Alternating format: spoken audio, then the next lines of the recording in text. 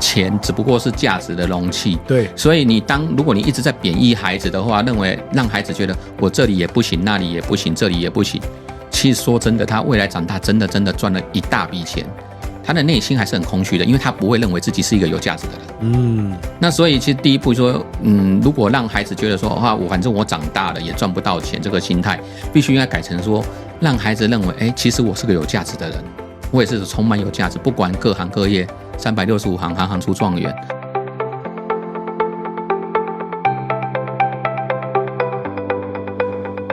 欢迎收听收看理财小时候，我们没有标准答案，只有多元观点，和你一起学习投资与理财，一起打造出有选择的人生。欢迎大家在 Podcast、YouTube 和 IG 订阅跟追踪我们。大家好，我们今天要一起看一套书，这套书叫做《黄金师的金钱大冒险》，这是一本3本套装的一个漫画，是来自于日本。然后它主要是谈那个金钱观、投资观跟理财相关的知识。然后书的一开始，其实我有看，就很引人入胜了。他就是一开始在讲是很多人都有金钱的心魔啊，比如说很多人会想说有钱有什么了不起，或者是因为说我不会有钱啊，那些钱都是爸妈给的，然后我自己不会成为有钱人。其实从这个角度来看，我们多多少少都有这些金钱的心魔。那我们就这套漫画就从这个心魔出发，然后告诉大家除了养成有钱人的心态，然后去打破自己的心魔，我觉得还蛮有意思的。虽然讲的东西可能就是里面除了理财存钱以外，他也讲到消费跟被防诈骗这件事情，我觉得是很全面的一套漫画，适合给父母看，也适合给小孩看。然后我觉得特别一提的是，台湾的野人文化出这本书，他们还针对这本书的内容设计了那个独家的，就是台湾版才有的，就是这个桌游啊，然后还有这些卡牌啊，让大家就是可以跟小朋友一起玩，然后去了解这本书的内容，我觉得真的很特别。那我们今天也找到 ETF 达人竹轩，跟我们一起谈谈这系列的书。我们欢迎竹轩。各位朋友，大家好，我是竹轩。其实，目前我是专职奶爸。那这一套书我有看过，它是非常适合大人跟小孩一起看的。如果就是大人你自己本身对于理财观念如果不够充实的话，务必真的可以跟孩子一起看，因为蒙特梭利讲的嘛，父母不能给予孩子自己没有的东西，所以如果你自己没有一套金钱观或理财观，那你想要教育孩子这一块会显然很吃力。那我们的体制教育系统跟我们的社会的氛围都常常比较倾向于父母不跟孩子谈钱，不交钱，所以其实孩子的诈骗就是被诈骗的几率层出不穷，他可能在学校就已经开始，例如我们经常在新闻上会看到那个什么手机点那个点数卡点一点就被骗了，对，或者是在网络上一次性购物、一夜性购物陷阱，孩子可能在学校有可能就会闯祸啊。当然，如果只是赔一些钱就还好，但是往往可能还会扯上官司问题。所以这一套书蛮适合的。当然说，我个人是建议大人可以先看。那小孩子的话，我比较倾向于小学2年级、3年级左右，因为他那时候价格比较容易组合在一起了。小一，像我女儿今年才要升小学，我有带她看过1-2次，基本上我只能自己找其他方法去补充她的这个无形中的让她成为习惯这个观念。那至于书的内容，我说实在的，他听不太懂，他只会跟我一直讲说这个好可爱，那个好可爱，所以我还是得想其他方法。对，但家人可以先看，因为这套书非常适合上班族啊、学生啊、国中生、高中生看也可以哦，而且不会形成说像上班这么累了还那么烧脑。对，你可以把它当个漫画故事，哆啦 A 梦看。虽然它是漫画，可是其实内容并不是就是说很无聊或是很肤浅的。对，然后他把金钱这个力量啊拆成5个，什么赚钱力、存钱力、增值力、花钱力跟守财力。那你自己看过这本书，你有没有对哪一力特别有共鸣啊？我认为是目前啊，我自己是比较弱，应该是花钱力。但是太不花钱还是花太多了？太不花钱了。我觉得这是我可能是家里环境造成的啦。最近这阵子就半年以来，我比较有感的是守财力。因为我后来有仔细去查一下，我们台湾人平均啊，就是我刚才看一下数据，真的吓一跳，我们平均每天会被骗4亿台币。哇，太多了吧？对，那我现实周遭的好友，好友亲戚这边也有人因为只是要在社群网络上那购买，就是可能要购买100元包包，他以为省到了，结果点进去买了，也不知道怎么搞的中了心魔，最后是不但贷款20几万赔进去，还贷款变成银行账户还交给人家，变成所谓人头账户，现在还要跑法院。对啊，我以为是我好友那边的问题，发觉我家亲戚那边跟我同辈的，我要叫他表弟或表妹之类，堂弟堂妹也有被诈骗50-60万的，他们工作还是工程师，那也一样是为了购物被骗，所以我真心就觉得说，这个守财力是可能是我们台湾人务必要学的一个啊，就是这本书它会告诉你蛮多，就是防范诈骗的事情啊，包含。怎么讲呢？这个我总觉得他这样子一天被骗1亿真的蛮可怕的。我们除了会赚钱以外，还一定要会守住自己的财产。那我自己会对花钱，就是花钱里比较有感的时候，我会觉得我有点铁公鸡荡生。对，这可能是源自于我爸妈。我爸妈是属于穷过来的，所以他无形中其实。你说大人在教孩子理财，并不是说真的把他拉到桌子面前或当面对谈，你每天的日常生活对话讲话，无形中孩子就会被受影响的。例如，如果常常在孩子面前讲说这个太贵了，太贵啊，我们不要买这个，我们不要，其实孩子都有听进去，不见得他会反应。那我个人的理财观，甚至说我对于花钱这一块的力道，可能就是源自于我父母那边，因为我父母比较节省。就导致于其实我非常清楚知道说，我要买东西，可能买到好一点的东西，尤其是我需要的，应该是要花一点钱买没关系，只要不是追逐那种真的要所谓的镶金戴银的恐金嘛，那个没关系，我至少要对自己好一些，可以改善嘛，就例如书写会比较方便之类。可是我真正的时候，在要购买的时候，我的心的丢啊！我会觉得哇，这个1000块，那个200块，我为什么不买200块的？那假设以一支原子笔好了，这支卡达原子笔600多块，我那个 SKB 一支才8块，一样都可以写，我就会倾向于8块这一边，或者是即便我买的这个1000块，然后或是600多块的这种笔，买回来的，我也舍不得写，会把它放着，最后会放到坏掉。对，所以花钱力是我认为了解。我自己需要加强的，也就是说，我们不是除了赚钱跟存钱以外，我们也要会懂得花钱。所以我自己对花钱力是最有感觉的。OK， 所以应该也是要不是奢侈啊，但是也不要就对自己不好，而是要那个花的有效率，花在刀口上的感觉。对对对，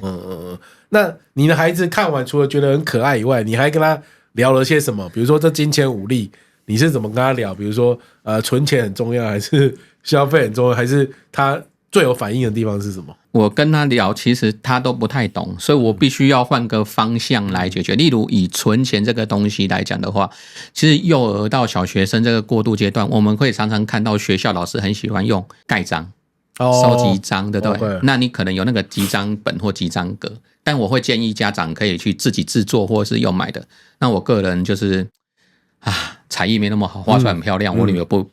太漂亮，我女儿不买单，所以我一定可能就是要去买一些所谓好漂亮一点卡通图案集章卡，可能这个集章卡有50个、20个、30个之类，从你的年龄开始就来分。那集章本我是觉得太厚了，因为小朋友会有永无止境的收集不完的感觉。那你如果是一张一张的话，可能你有20个或30个，他只要收集满了以后，他就可以兑换，例如他想要的东西。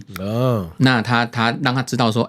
假设我早上起来啊，自己穿衣服啊，自己盥洗、刷牙之类的，他完成了，你再给他盖章。对，但是这不要用命令口气去要求他，而是说，因为我们金钱其实说穿了，它只是一个价值的容器而已。对，那今天是我会换个方向来讲说，我女儿的就是绰号叫碰干，我说你好棒哦，你今天起来有自己去上厕所，然后解决了，就是提供价值给我了，给爸爸，爸爸就不用帮你，你可能尿床，我还帮你收拾棉被之类的。那我回馈你的价值就是收集一个章，其实就等于是钱。那告诉他说，好多格以后，几格以后，我们就可以去哪里？例如他现在最期待就是他生日的时候要去自己做蛋糕。对，那他可能也会取舍，例如20格。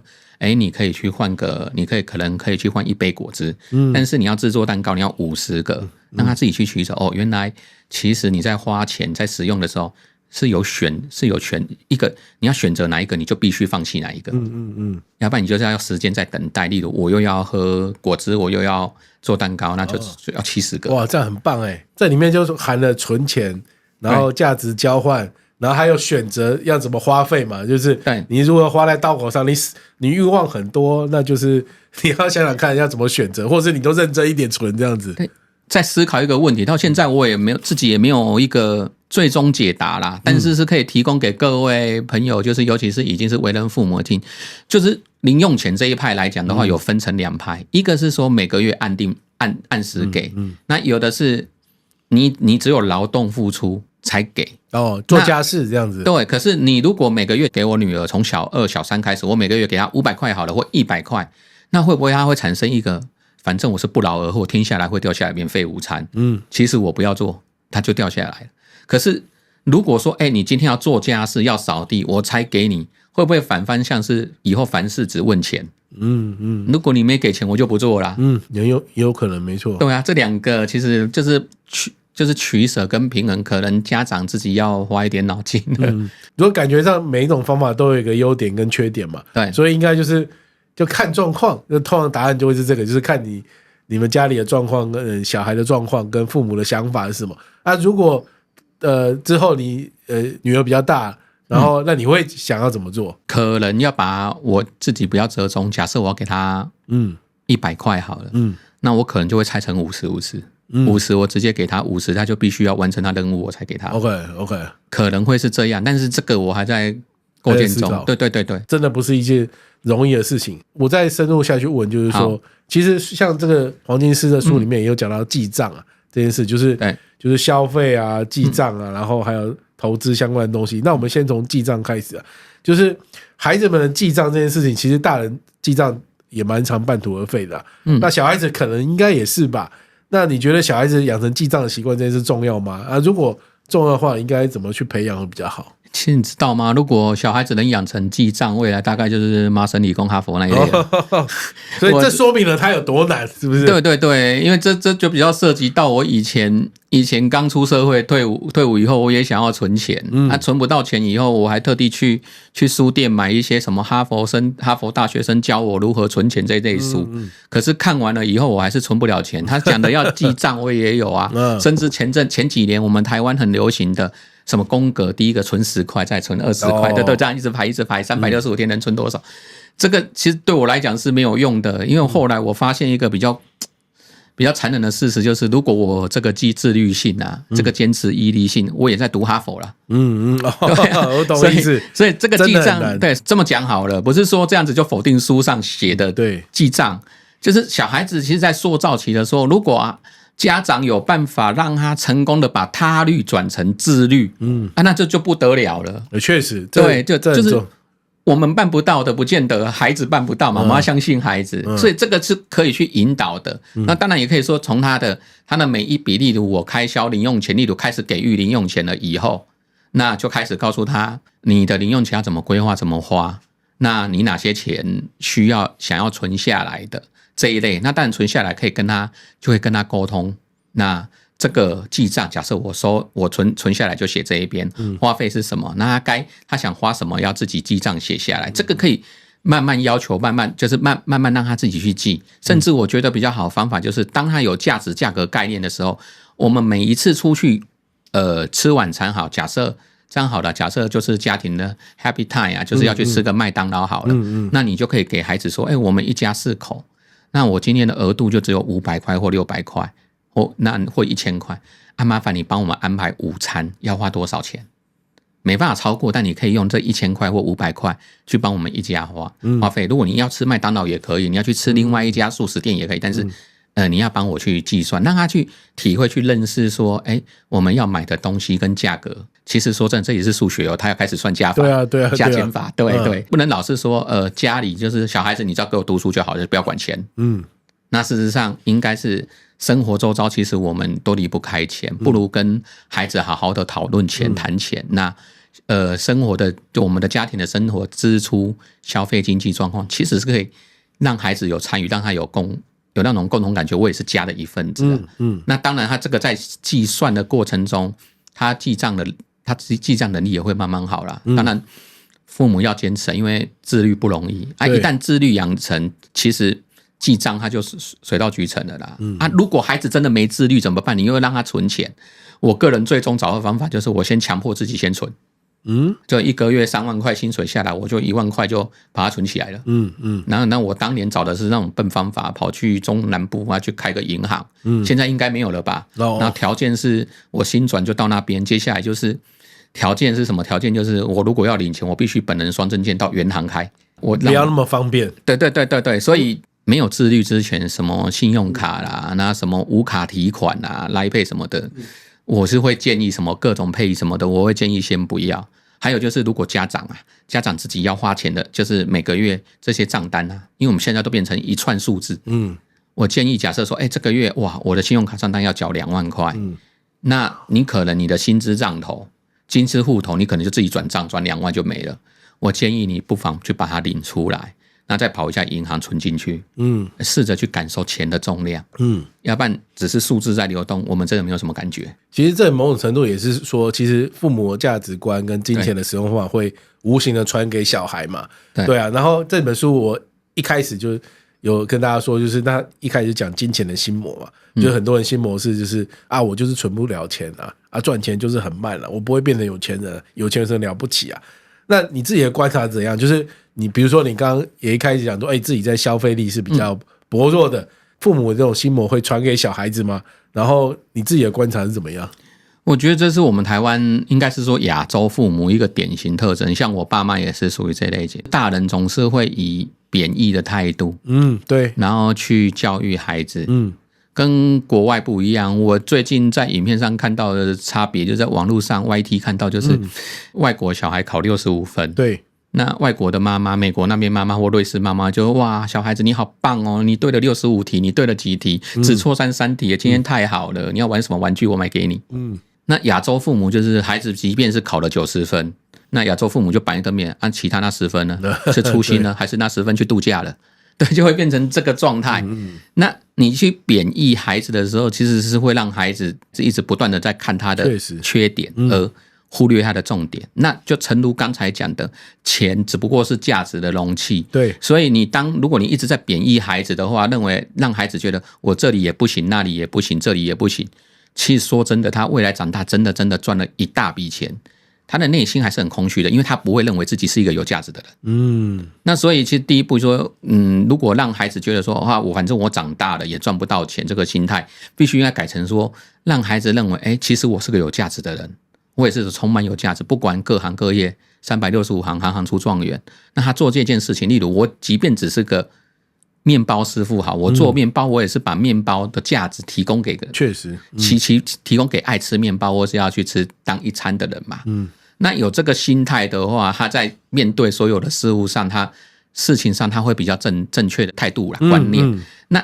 钱其实说穿了，它只是工具，它并不是我们的目的。我们应该很少人说我的这一辈子是为了赚很多很多很多钱吧？赚钱应该是说，我可能比较终极的，可能有那种我以后就是退休以后乐龄生活，我要足够的钱能保障，或者是说我这笔钱是为了完成一个梦想一个目的，或者是我要让我的生活会更好，钱可以不要让我带那么多烦恼。那父母就以我而言，我可能就会觉得说，哇，如果我能多一点钱或者是我女儿未来也会理财，那未来她可以去从事她喜欢的工作，不用为五斗米折腰。就可能其实我们周遭生活中许多贝多芬，只是因为没有钱，他不能当贝多芬，空有艺术没有用，艺术又不能换钱，就是要屈就于我只能当一般的音乐老师，或者是从事一些其实不能发挥他的本身才能的工作。如果今天有一笔钱，所谓的兜底或是有底气有本钱，那他可能就可以，我假设好了，我一个月需要4万，可是我的理财投资里面，或是我有一笔钱可以帮我每个月支付2万。那其实他有本事，那如果我喜欢的工作可以发挥我梦想的，那他其实去找个2万也没关系，因为他兜起来了。你要让孩子成为有钱人，最主要第一个目的是需要让孩子认为自己是有价值的人。你如果一直刻意去贬低他，他有钱其实还是穷啊。因为我们可以看到太多例子，其实花钱这一门艺术上没有对错。其实每个人花钱都有原因。假设说我本来就是出生在富贵人家，我就是那种，我就是反正我家族就是几十亿美金那种的，那老实讲啊，我会去买兰博基尼吗？可能不会，我觉得那就只是一种炫耀，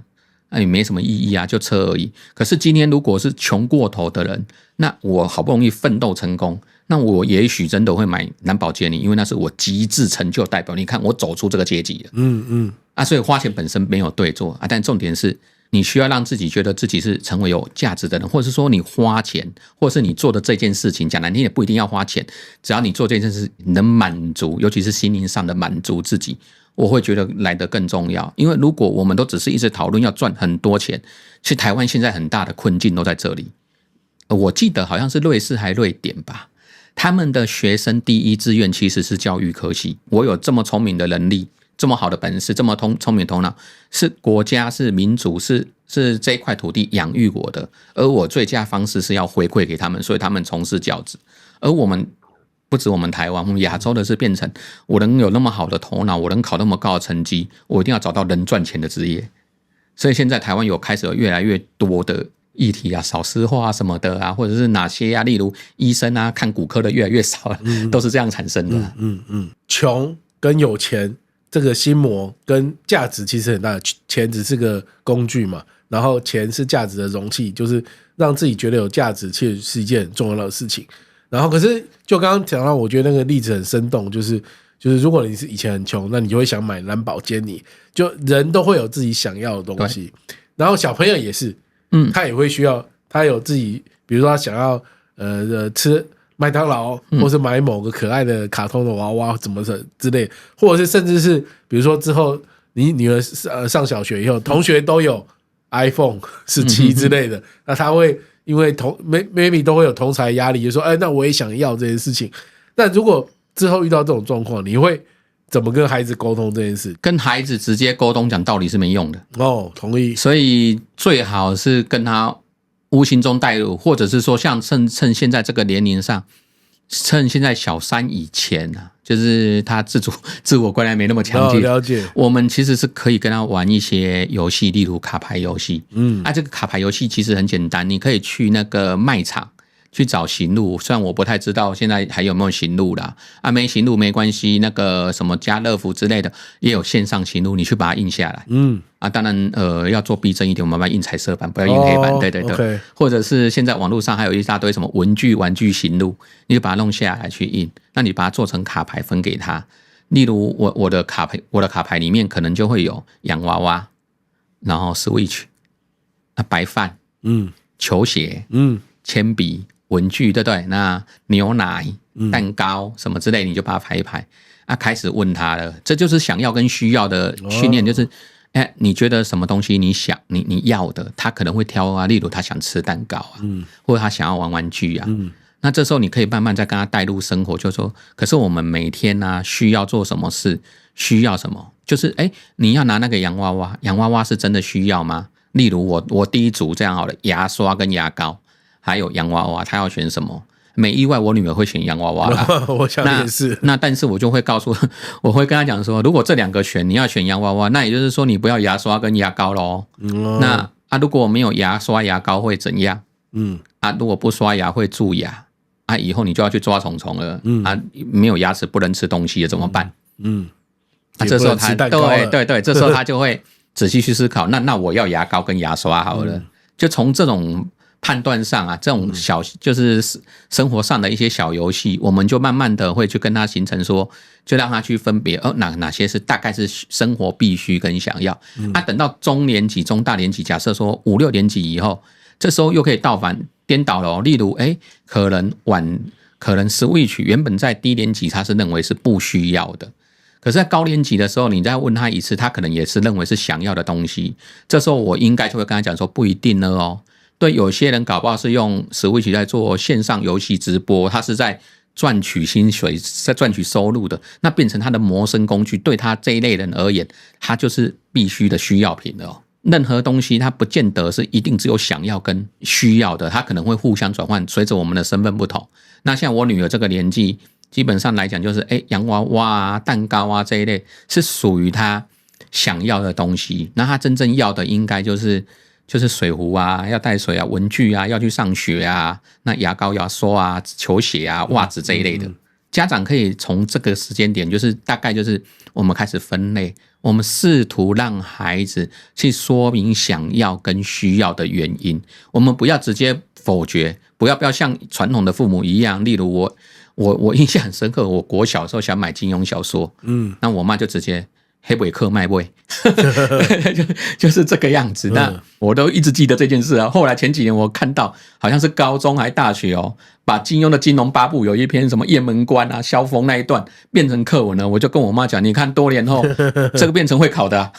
就是类似这个原因。那可能说那时候我爸妈比较穷，所以就是经济比较不好，所以他不要这没关系。但是你不能直接否决孩子，你要去跟他，你可能可以尝试去跟他沟通，所以他不见得一定会接受你，可是你要让他有充分表达自己的意见。例如，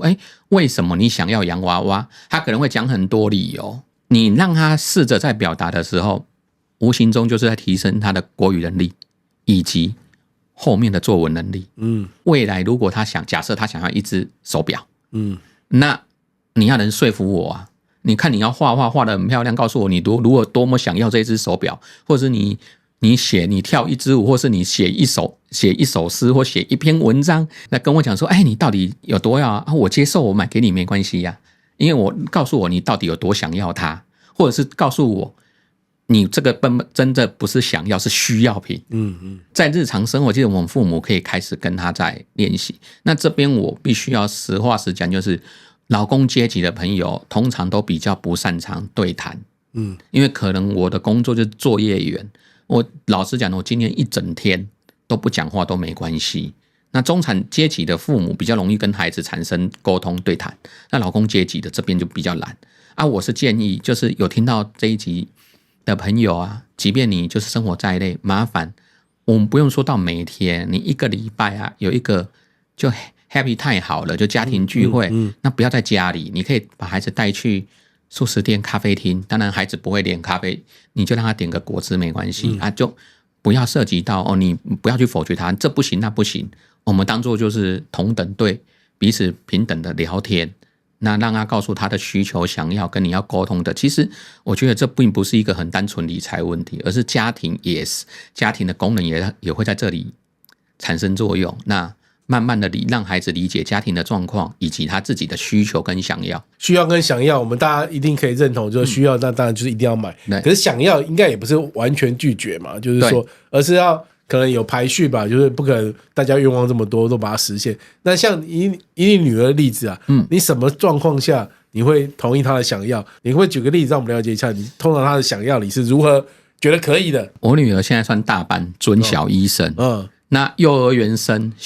他会在学校学到坏习惯对，大家应该有一点年纪父母应该都知道，这不是肯德基在地上滚对，就我不知道他从哪里学来的，所以我很明白的告诉他，你只要在那地上滚用哭的，我是不会理你的。周遭朋友会觉得说，就养到一个比较好养的，因为他其实我们带他去，例如我们觉得他衣服很少，让他买几件衣服了，他都会说家里有的不需要但是他比较爱吃，所以他看到果汁什么的，他就一定会想要。了解。那我是有跟他约法三章，因为他变成喜欢喝果汁或者是喝一些汤品之类的以后，他就不喝水。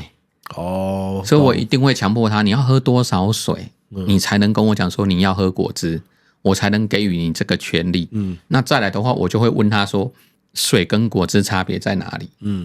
让他去分析一下，喝果汁比较好还是喝水比较好？当然，现在问了半年以来，他总觉得果汁比较好。对，我刚才讲，代表其实你也很有耐心耶，就是同一个问题，你就是跟他沟通再沟通。对啊，他也同样的不听我解释。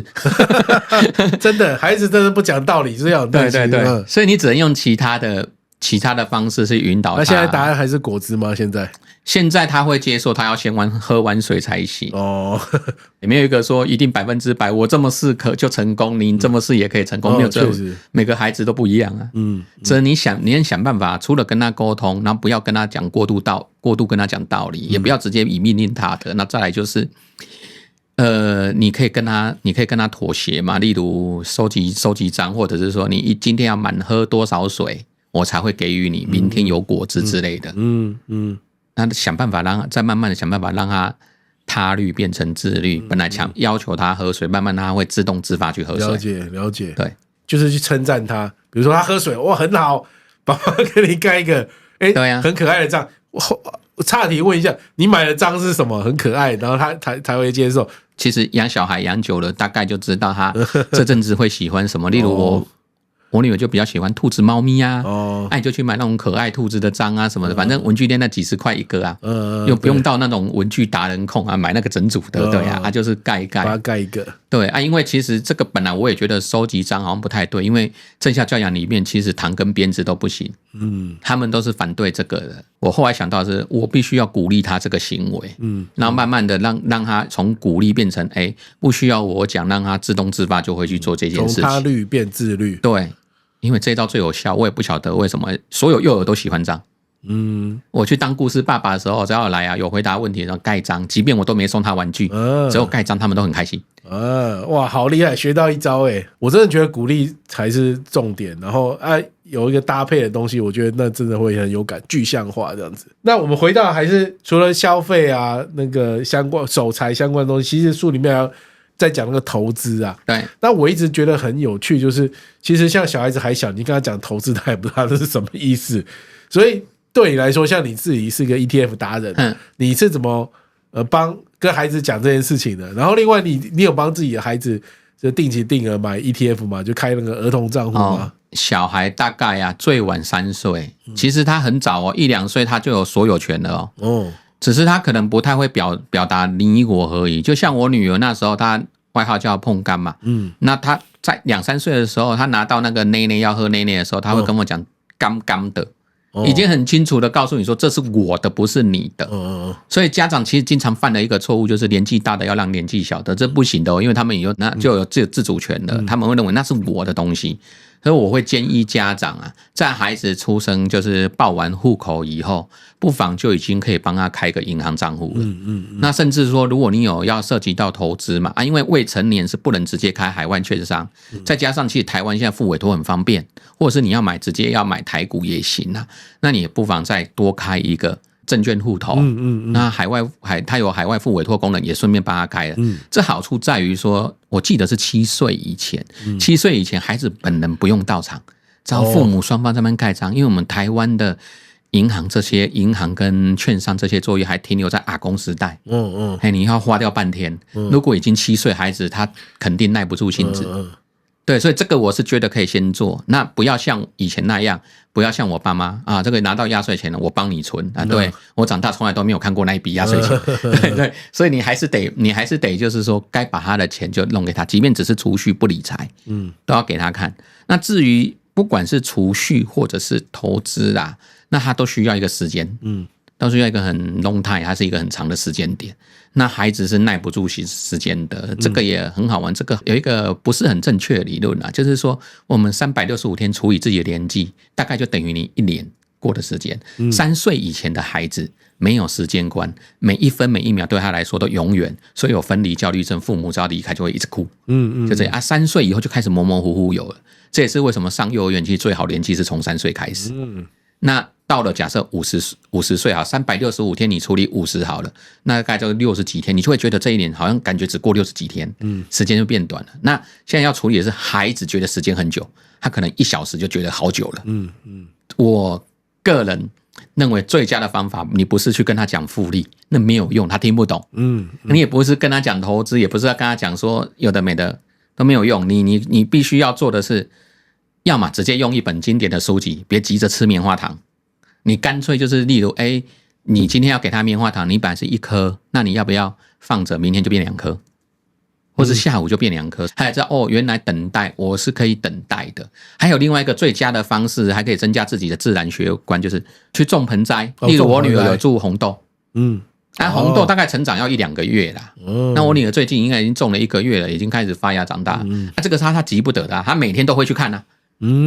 甚至在放学在家的时候，他就是个早上看、中午看、下午看啊，但是不会长大就是不会长大，对，他就需要浇水啊。那你利用种植这件事情，你可以培养，你可以就是无形中不是直接说教，你可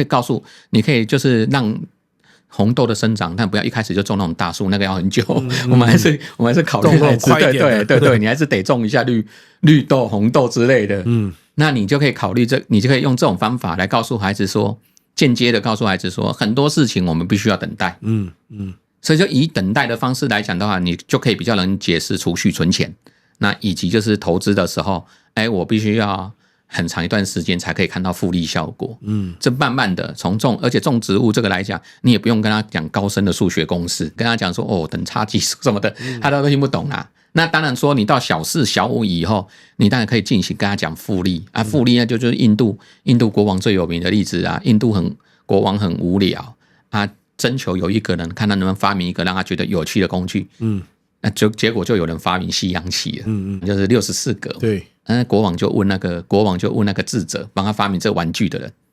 他就说那你要什么要求？他就智者想一下，好了，你第一天给我1格就64格，第一天就第1格放2格米，第2天就放4格，第3就放8格，对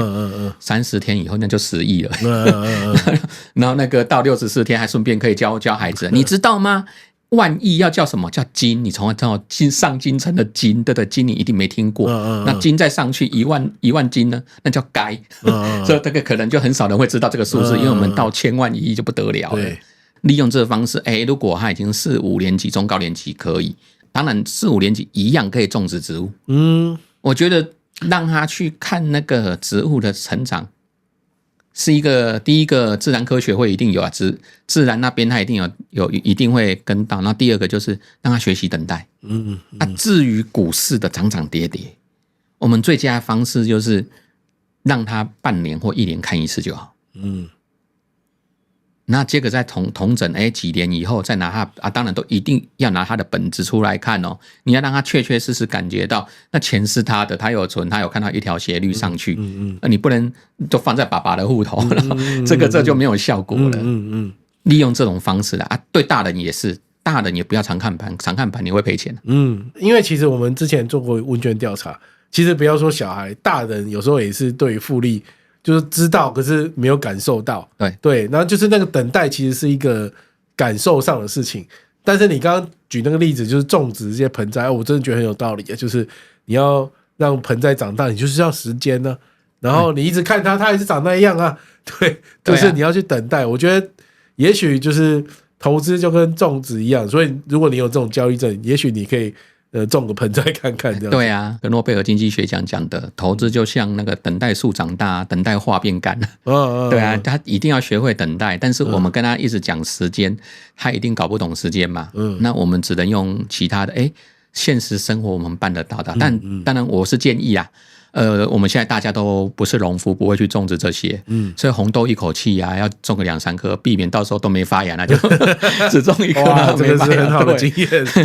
那就哭怎么都不会长出来，你好歹要1颗长起来。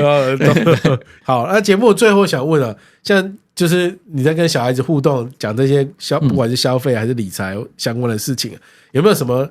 你印象最深刻的那个事情可以分享？以种植来讲，本来他每天可能会急着要炒喝果汁，或急着收集章之类的，对，他频率就真的降低了。对，因为他知道我要去，可能我要50个章要买东西才能换东西，但是他明显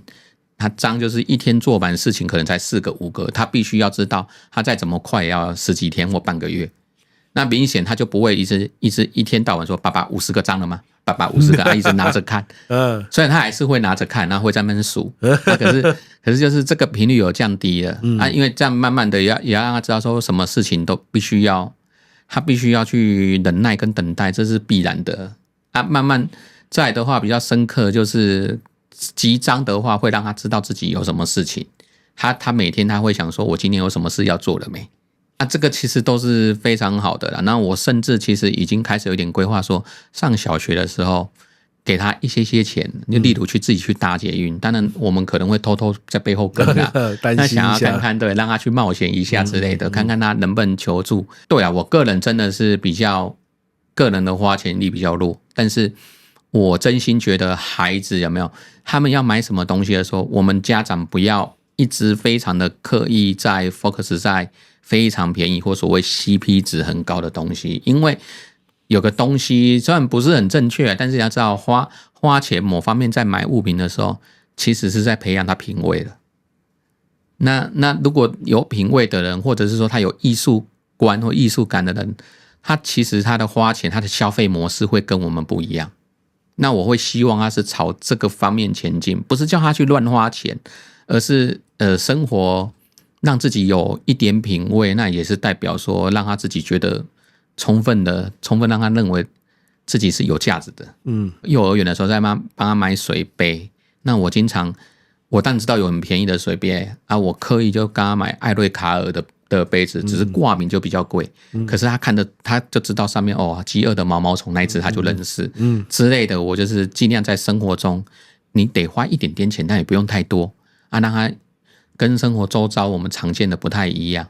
因为消费有时候不是单纯在花钱买快乐而已，其实我们理财投资的目的，除了让自己就是生活更幸福以外，再来幸福有一个大重点就是获得我们心灵满足。我们太多的买东西，经常是买了以后啊，你就算买的豪车豪宅，其实买豪宅真正带给你的快乐，并不是除了炫耀那就算了。买豪宅真正带你快乐，是因为你可以把很多朋友叫来。那其实你享受，其实搞老半天，你要的快乐是跟一群朋友。LDS， 对，就是这种快乐，那并不是真的我有这么好大的房子才快乐。那一样的，每次我会希望自己的孩子啊，跟期许自己在花费上，尽量的我们是去体验，体验各种东西。就例如前几年，我就带我女儿骑机车去环岛之类的，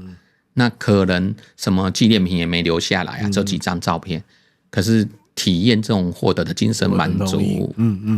是最好的。我今天跟竹轩聊这个，我觉得真的收获很多。然后